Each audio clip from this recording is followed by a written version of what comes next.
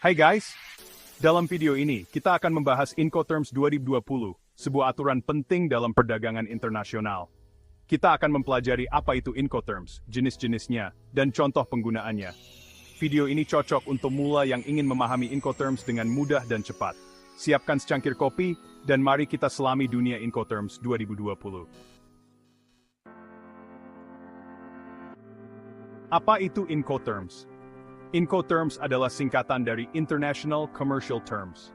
Ini adalah seperangkat aturan yang diterbitkan oleh Kamar Dagang Internasional, ICC, untuk mengatur tanggung jawab penjual dan pembeli dalam perdagangan internasional. Incoterms menentukan siapa yang bertanggung jawab untuk biaya pengiriman, resiko barang, pengurusan dokumen, dan penyerahan barang. Incoterms sangat penting untuk menghindari kesalahpahaman dan perselisihan antara penjual dan pembeli dalam perdagangan internasional. Jenis-jenis Incoterms 2020. Incoterms 2020 terdiri dari 11 aturan yang dikategorikan menjadi dua kelompok. 1. Aturan Rule A, Delivering Terms, Ex Works. Penjual hanya menyerahkan barang di tempat usahanya. Pembeli menanggung semua biaya dan resiko sejak barang diserahkan. FCA, penjual menyerahkan barang kepada pengangkut yang ditunjuk pembeli di tempat yang disepakati. Pembeli menanggung biaya dan resiko setelah barang diserahkan kepada pengangkut. CPT, Carriage Paid To. Penjual membayar biaya pengangkutan barang hingga ke tempat tujuan yang disepakati.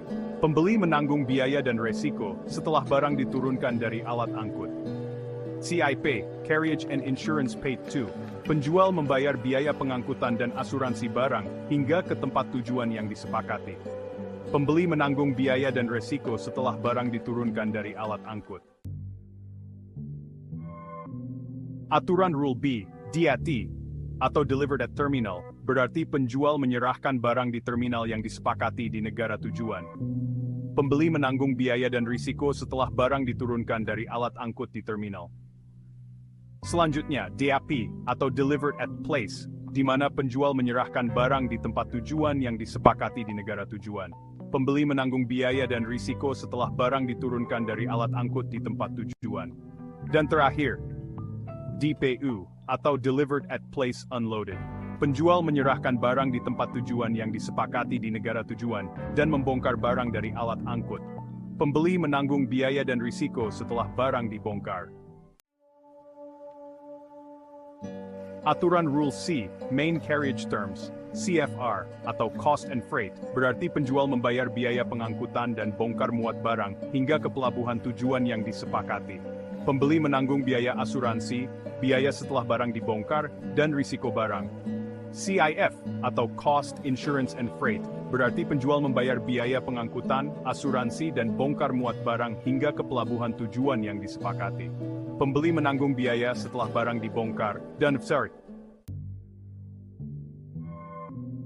Aturan Rule D, FOB, atau Free on Board, berarti penjual menyerahkan barang di atas kapal di pelabuhan pengapalan yang disepakati. Pembeli menanggung biaya dan risiko sejak barang dimuat ke atas kapal. CF, atau Cost, Insurance and Freight, berarti penjual membayar biaya pengangkutan, asuransi, dan bongkar muat barang hingga ke pelabuhan tujuan yang disepakati. Pembeli menanggung biaya setelah barang dibongkar, dan risiko barang. Contoh kasus penggunaan Incoterms 2020. Kasus, sebuah perusahaan di Indonesia ingin mengekspor furnitur ke Amerika Serikat. Penjual dan pembeli sepakat untuk menggunakan Incoterms CIF. Analisis, penjual bertanggung jawab untuk mengirimkan furnitur ke pelabuhan di Indonesia. Penjual juga membayar biaya pengangkutan furnitur dari Indonesia ke Amerika Serikat. Menanggung asuransi furnitur selama dalam perjalanan, dan membongkar furnitur dari kapal di pelabuhan Amerika Serikat. Sementara itu, pembeli bertanggung jawab untuk membayar biaya bea cukai dan pajak impor di Amerika Serikat, serta mengangkut furnitur dari pelabuhan Amerika Serikat ke tempat tujuan. Memahami tanggung jawab antara para pihak dalam setiap Incoterm merupakan hal yang sangat penting, karena pihak penjual dapat menghitung besarnya harga jual sesuai dengan Incoterm yang telah disepakati. Jangan lupa untuk subscribe, like, komen, dan share kalau kamu mendapatkan manfaat dari channel ini. Jangan lupa untuk klik juga loncengnya dan join our family.